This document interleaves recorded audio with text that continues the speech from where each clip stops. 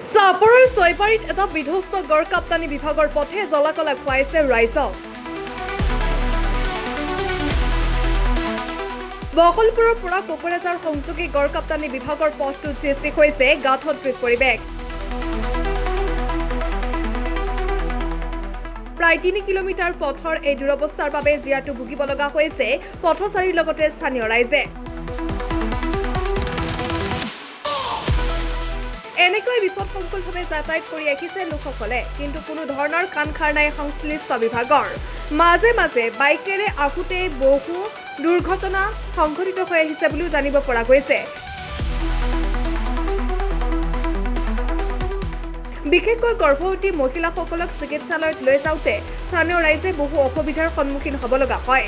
বাৰিষাৰ সময়ত বৰষুণৰ পানীৰে গাঁতসমূহ ভৰি পৰাত প্ৰায় দৈনিক এটা দুটা দুৰ্ঘটনা সংঘটিত হৈ আহিছে।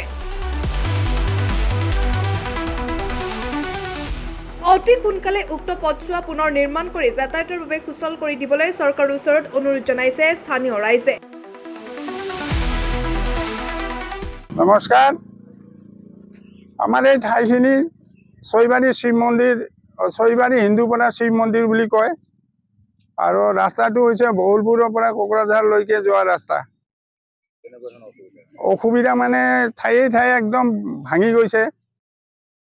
ৰাস্তাটো মানে গাড়ী অহা যোৱা, বাইক পিলপিলি যিবিলাক চলে এইবিলাকৰ কাৰণে বহুতেই অসুবিধা।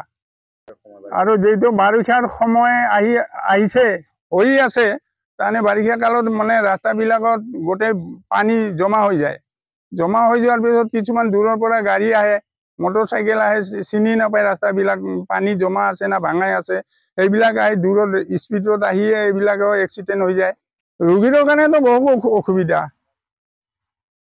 মানে বহুত অসুবিধা। মানে এইখিনি আৰু ক'লে আৰু কি ক'ম আৰু। এইবিলাকৰ চিৰিয়াছ বেমাৰৰ কাৰণে বহুত অসুবিধা। য'ত আধা ঘণ্টা ৰাস্তা লাগে ত'ত 1 ঘণ্টা লাগি যায় এইখিনিতে।